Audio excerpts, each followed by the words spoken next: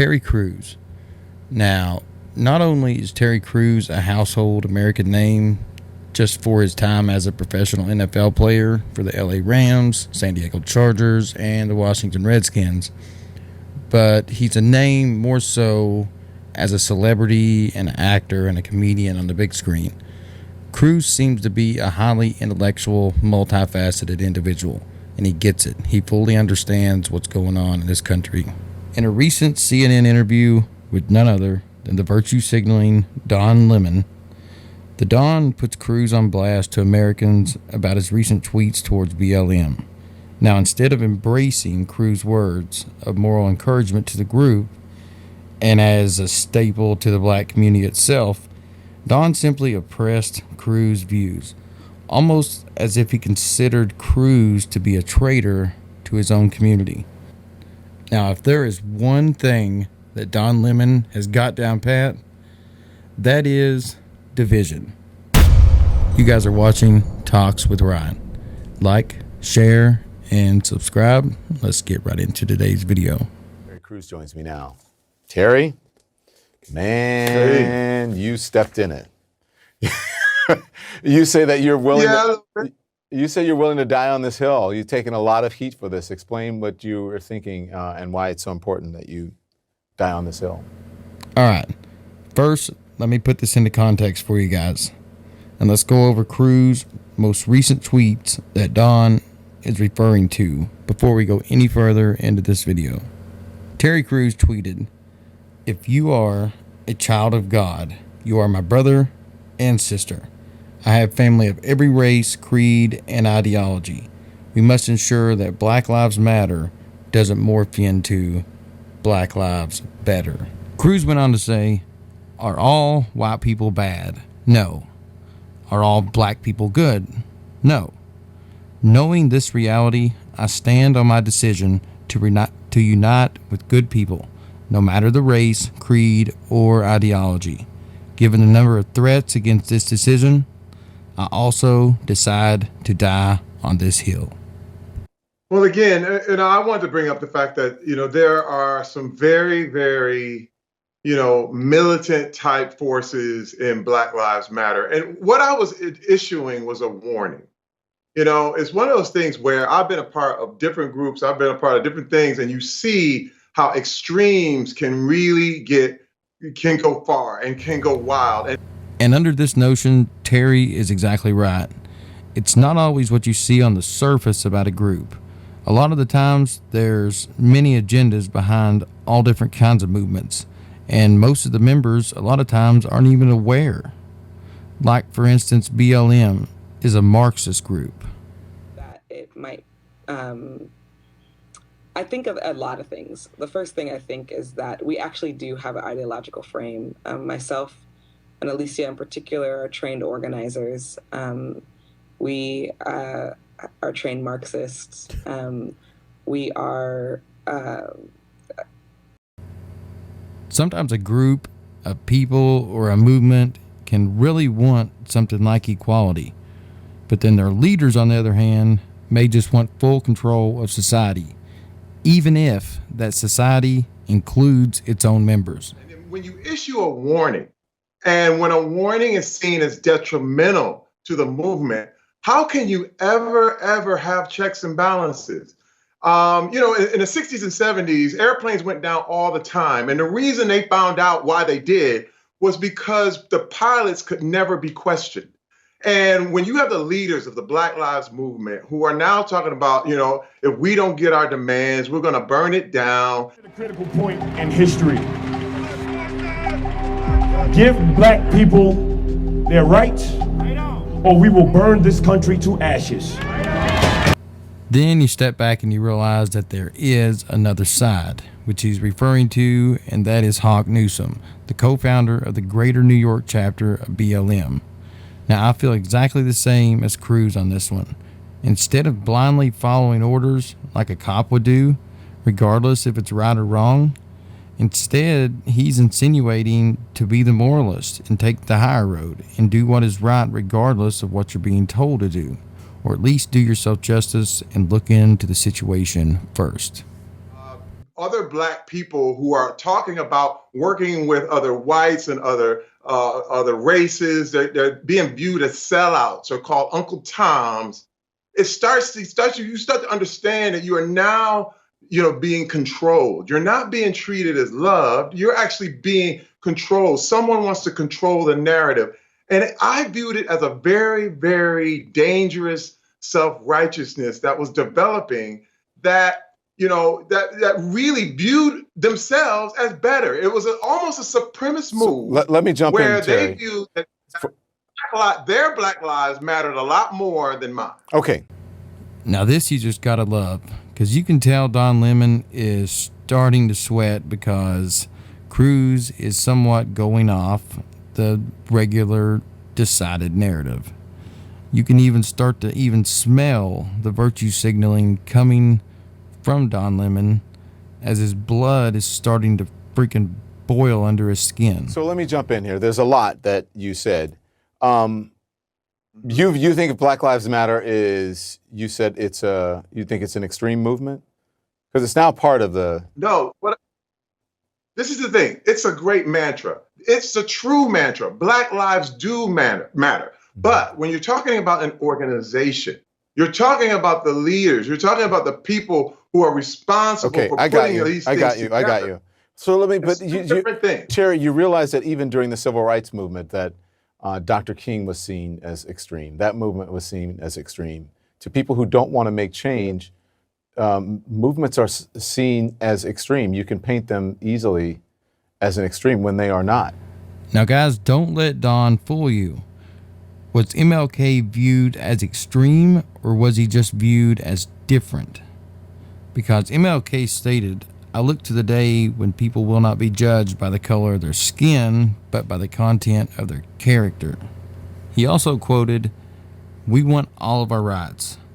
We want them here, and we want them now. Injustice anywhere is a threat to justice everywhere." And this part is almost word for word what Cruz just repeated. We must not allow our creative protest to degenerate into physical violence. And as far back as my studies can go, I can't find anywhere where MLK was talking about burning the country to the ground, nor did he ever claim to have a Marxist agenda. MLK spoke of the true equality.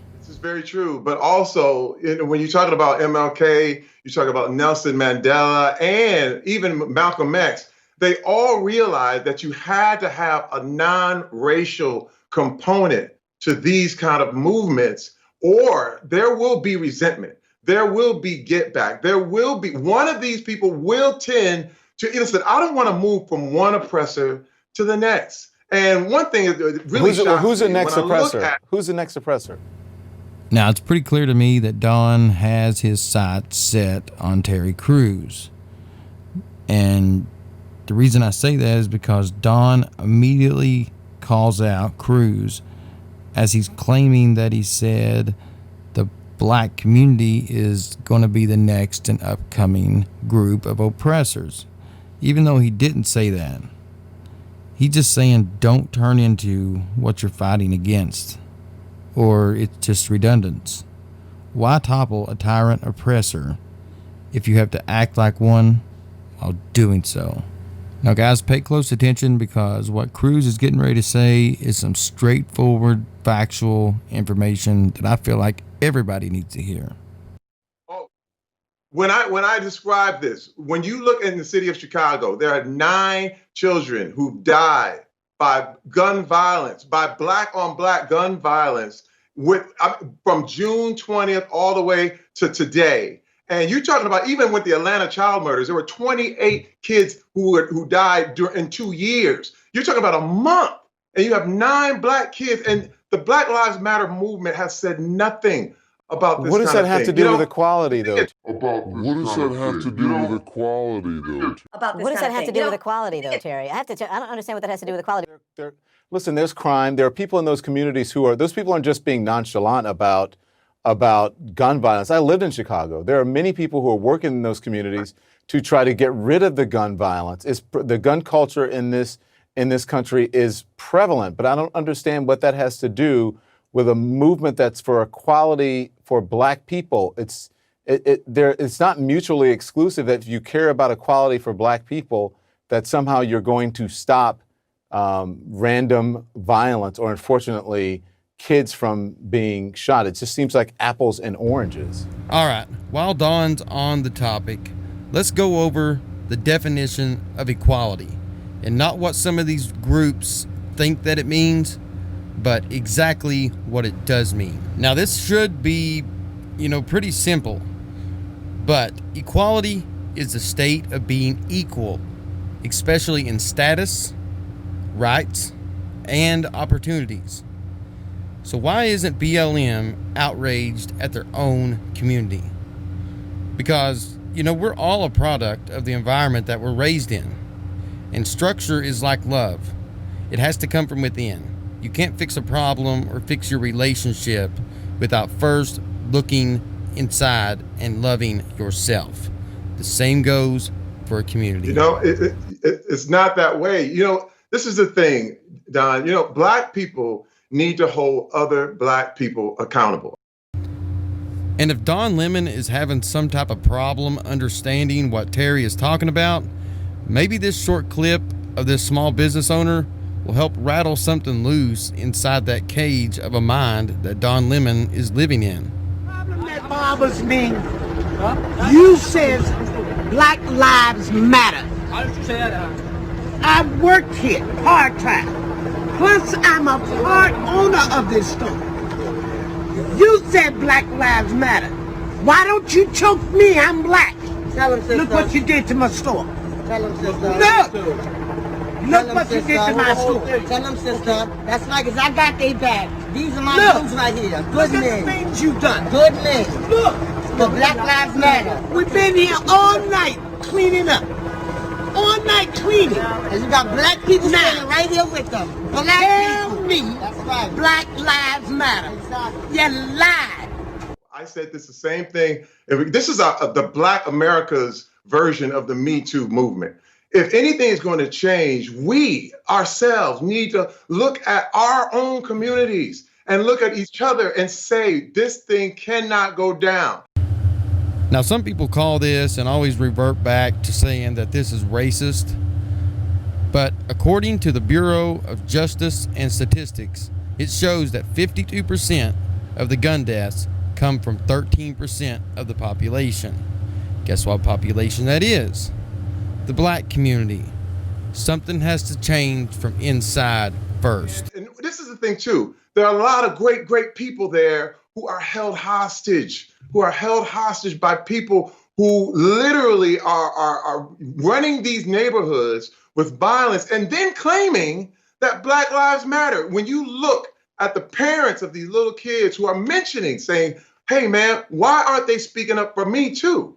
And then this is what I'm saying. When I look at this whole thing about, it's about who is controlling the narrative. It's got to be all Black Lives Matter. And what's happened is that because I even challenged it, because I even questioned and warned people, Terry, I became like if I told you to wear a mask, but Terry, they want to kick you out. You're a high-profile person. You're writing things out there. You know you're going to get backlash. You know people are going to respond to what you're saying on Twitter. So I don't think you should be surprised by that. I have a skin as tough as an armadillo because of what I do, and I think maybe you should adapt that. But here's what I have to say. The Black Lives Matter movement was started because it was talking about police brutality. If you want an all Black Lives Matter movement that talks about gun violence in communities, including, black communities, then start that movement with that name. But that's not what Black Lives Matter is about. It's not an all-encompassing. So if you're talking about, if someone started a movement that said, cancer matters, and then someone comes in and said, why aren't you talking about HIV? It's not the same thing. That is a horrible analogy. What he should have said is something more like, if it's a cancer rally for breast cancer, it's almost as if somebody coming in saying, well, I have brain cancer. And the group says, nope, just breast cancer only. Sorry. take your brain cancer and your wheelchair back to your house and have your own party. This is our time. You guys stay back. And that is basically what we're seeing here. We're seeing a selfish act of protest. So the Black Lives Matter movement is about police brutality and injustice in that manner, not about what's happening in black neighborhoods. Not about what's happening in black neighborhoods. Not about what's happening in black neighborhoods. Listen, I understand what you're saying. I totally understand. It is about police brutality. That should never be accepted. Yeah. I am not saying that that's not it, but there's more there. Okay. And when I look at, if they have more on their agenda, we need to ask them about what else is on that agenda other than police brutality. And that's all I'm doing. Questioning, warning, watching. And if that bothers you, now that bothers me. Because if I can't warn you, we are equal. If we're equal, I should be able to say something. I gotta go. Well, there it is, folks. Don, well, he had to go. And you know what? If you guys enjoy these videos, make sure and leave every one of them a thumbs up.